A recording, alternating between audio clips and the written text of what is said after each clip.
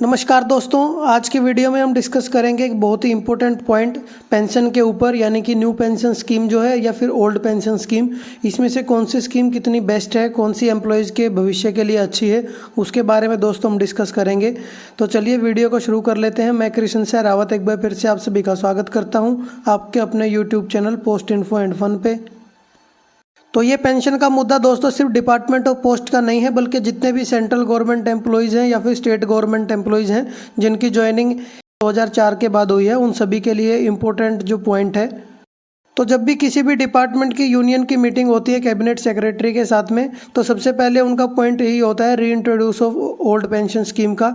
तो चलिए आज इसके बेनिफिट्स के बारे में देखते हैं, क्या इसके बेनिफिट्स हैं, और साथ ही एक लेटर को भी डिस्कस करेंगे जो स्टाफ साइड से लिखा गया है कैबिनेट सेक्रेटरी के लिए। उसमें क्या लिखा गया है इंट्रोड्यूस करने के लिए ओपीएस की। तो दोस्तों पेंशन उस हर व्यक्ति के लिए इम्पोर्टेंट है जिसने अपनी ज़िंदगी के जवानी के सारे दिन किसी भी डिपार्टमेंट में काम करने के लिए उसने दे दिए हैं, और उसके बाद में रिटर्न में सिर्फ एक छोटी सी अमाउंट वो चाहता है ताकि उसका जो है वृद्धावस्था का जीवन आसानी से गुजर बसर हो सके। तो दोस्तों पेंशन स्कीम टू टाइप्स की है, एक एनपीएस एक ओपीएस। एनपीएस यानी कि न्यू पेंशन स्कीम, ये उन सभी एम्प्लॉयज़ के लिए है जिनकी ज्वाइनिंग 1/1/2004 के बाद हुई है, और ओपीएस उन सभी एम्प्लॉयज़ के लिए है जिनकी ज्वाइनिंग 1/1/2004 से पहले की है। तो आइए दोस्तों पहले डिस्कस कर लेते हैं एनपीएस के बारे में। एनपीएस क्या है?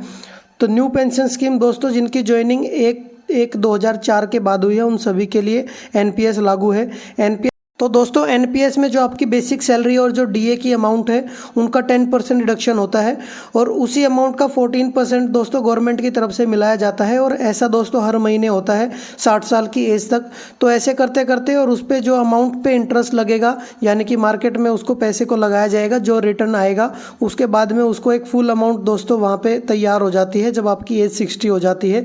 तो 60 की एज होने के बाद में वो जो अमाउंट है उस अमाउंट का दोस्तों 60% दोस्तों आपको दिया जाता है। 60% को आप टोटल ले सकते हैं, और जो बचा हुआ दोस्तों 40% है, उस 40% की आपको एन्युटी खरीदनी पड़ेगी, यानी कि वो 40% दोस्तों आपको वापस नहीं मिलेगा, आपको उस 40% की पेंशन जो है शुरू हो जाएगी।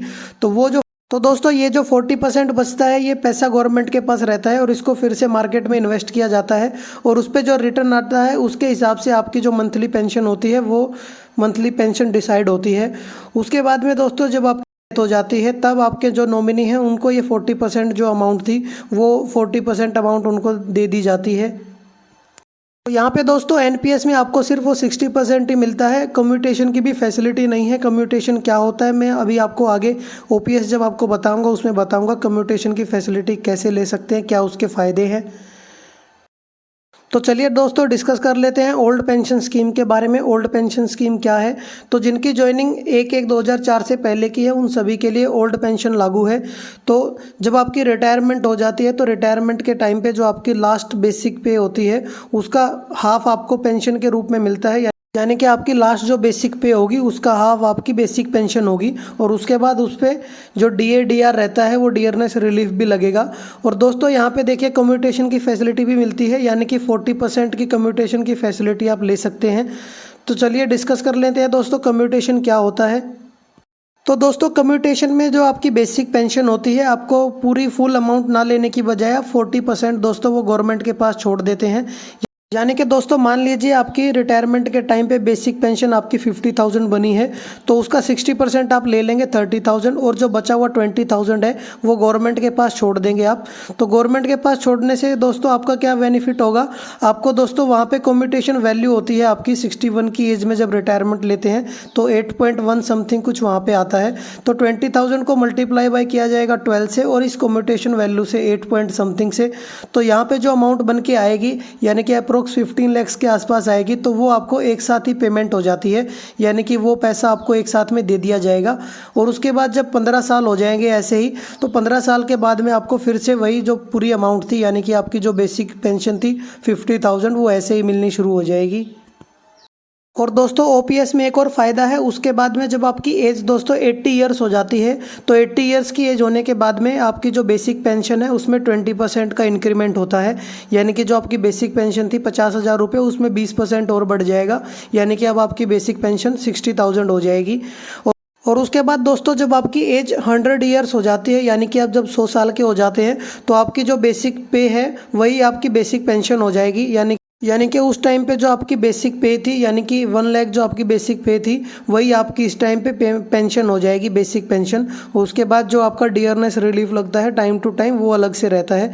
तो ये ऐसी कोई फैसिलिटी एनपीएस में नहीं है। एनपीएस को आपको सिर्फ 60% अमाउंट दे दिया जाता है और 40% अपने पास रखते हैं, और वो 40% जो है मार्केट में इन्वेस्ट करके उस पर आपको मंथली पेंशन मिलती है, और वो कितनी मिलती है उसकी भी कोई गारंटी नहीं है।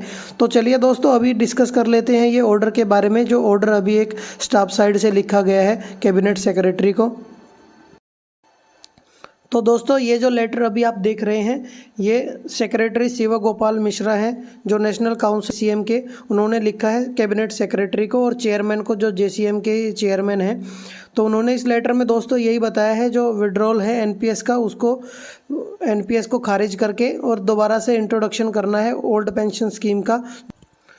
तो ये लेटर में दोस्तों यही बताया गया है कि जो एनपीएस है वो जितने भी गवर्नमेंट एम्प्लॉयज़ हैं उनके भविष्य के लिए वो अच्छी नहीं है, सिर्फ ओल्ड पेंशन स्कीम ही उनके लिए अच्छी है। तो दोस्तों इन लेटर में इन्होंने साथ में एग्जाम्पल भी दिए हैं। उस एग्जाम्पल में उन्होंने उनकी एनपीएस के अंडर कितनी पेंशन बनी है, उनकी क्या बेसिक पे है, वो भी उन्होंने साथ में वहाँ पे समझाया है। तो वो भी आपको दिखाएंगे, तो उससे आप जो है क्लियर आपको अंदाज़ा हो जाएगा कौन सी पेंशन दोस्तों आपके लिए अच्छी है, कौन सी नहीं है।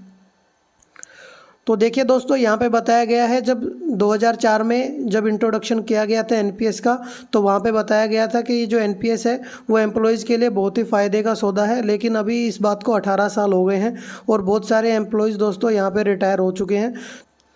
तो यहाँ पे कुछ एम्प्लॉयज़ हैं, उनके यहाँ पे बेसिक पे और उनकी कितनी पेंशन बनी है एनपीएस में, वो यहाँ पे दिखाया गया है। तो देखिए यहाँ पे नाम देख सकते हैं, जो फर्स्ट है उसकी बेसिक पे अभी रिटायरमेंट के टाइम पे 30,500 थी। तो ओल्ड पेंशन के अंडर उसकी पेंशन 15,250 बननी चाहिए थी। उसने टोटल सर्विस करी है 13 ईयर्स 5 मंथ और 1 डे। तो एनपीएस के अंडर दोस्तों उनकी जो पेंशन बन रही है वो 2,417 है। तो ओपीएस के अंडर अगर वो होते तो 15,250 होती, और एनपीएस के अंडर सिर्फ 2,417 रुपये है। तो आप देख सकते हैं कितना डिफरेंस है आज के टाइम में क्या होता है 2,417 रुपये में। तो सेकंड आप देख सकते हैं उनकी बेसिक पे 34,300 है। तो ओपीएस के अंदर उनकी 17,150 होनी चाहिए थी, लेकिन एनपीएस के अंडर उनकी 2,506 है। तो देख सकते हैं कितना ज़मीन आसमान का डिफरेंस है। तो यहाँ पे एनपीएस बिल्कुल दोस्तों जो एम्प्लॉयज़ हैं उनके बेनिफिट के लिए नहीं है। थर्ड आप देख सकते हैं बेसिक पे 56,900 है। टोटल ईयर ऑफ सर्विस उनके 17 ईयर्स हो चुके हैं, 17 ईयर्स 6 मंथ्स। तो उनकी दोस्तों पेंशन बनती है अगर ओल्ड पेंशन के हिसाब से देखी जाए तो 28,450, और ये 28,450 जो यहाँ पे लिखा गया है ये सिर्फ उनकी बेसिक पेंशन है। इस पे डियरनेस रिलीफ भी लगेगा, यानी कि ये अप्रोक्स इसका हाफ और इसमें ऐड कर सकते हैं। लेकिन एनपीएस होता तो एनपीएस के अंडर उनकी जो भी पेंशन बनी है वो 4,900 है, सिर्फ 5,000 रुपये। दोस्तों देखिए कहाँ बेसिक पे उनकी 56,900 पे रिटायर हुए हैं और पेंशन अभी उनकी सिर्फ 5,000 रुपये एनपीएस के अंडर। तो आप यहाँ से अंदाज़ा लगा सकते हैं, देखिए कितनी दोस्तों ओल्ड पेंशन स्कीम कितनी बेनिफिशियल है और एनपीएस कितनी घाटे का सौदा है। और साथ में दोस्तों इन्होंने इस लेटर में भी वही डिस्कस किया है जो भी मैंने आपको बताया है, कम्यूटेशन की जो फैसिलिटी है 40% की, और जो 15 ईयर्स के बाद में रिस्टोर हो जाती है, और 20% दोबारा से इंक्रीमेंट होता है 80 ईयर्स की एज के बाद में, और फुल आपको पेंशन मिलती है 100 ईयर्स की जब आप एज हो जाती है। तो ऐसी कोई भी फैसिलिटी दोस्तों एनपीएस में नहीं है। और यहाँ पर देखिए वेस्ट बंगाल सर्कल, यानी कि वेस्ट बंगाल जो स्टेट है उसने अभी तक इंट्रोड्यूस किया ही नहीं है एनपीएस को। वहाँ पर जितने भी एम्प्लॉयज़ हैं सभी में अभी भी ओल्ड पेंशन ही लागू है। और राजस्थान, पंजाब, छत्तीसगढ़ और झारखंड, इन चारों जितने भी स्टेट हैं इन चारों में अभी भी ओल्ड पेंशन दोस्तों लागू हो चुकी है, उन्होंने एनपीएस को विड्रॉ कर लिया गया है। तो इसीलिए दोस्तों ये लेटर लिखा गया है जो जॉइंट सेक्रेटरी की तरफ से, जो कैबिनेट सेक्रेटरी हैं उनके लिए। तो उनको ये बोला गया है कि आप जल्दी से जल्दी जितने भी सेंट्रल गवर्नमेंट एम्प्लॉयज़ हैं और जितने भी स्टेट गवर्नमेंट के एम्प्लॉयज़ हैं सभी के लिए आप ये जो एनपीएस है उनको विड्रॉ करें और ओल्ड पेंशन स्कीम को दोबारा से लागू करें। तो दोस्तों आपने अभी मैंने पूरी डिस्कस करके आपको बता दिया है ओल्ड पेंशन स्कीम में क्या बेनिफिट है और एनपीएस में आपको क्या मिलेगा। तो इनसे दोस्तों आप खुद ही अंदाज़ा लगा सकते हैं आपके बेनिफिट के लिए कौन सी अच्छी है, एनपीएस अच्छी है कि ओपीएस अच्छी है। तो चलिए दोस्तों, उम्मीद है ये वीडियो आपको पसंद आई होगी। वीडियो अगर आपको पसंद आई हो तो इसको ज़्यादा से ज़्यादा शेयर करें और मेरे चैनल को भी सब्सक्राइब करें। चलिए मिलते हैं अपनी किसी और नेक्स्ट वीडियो में, तब तक के लिए धन्यवाद। जय हिंद, जय भारत।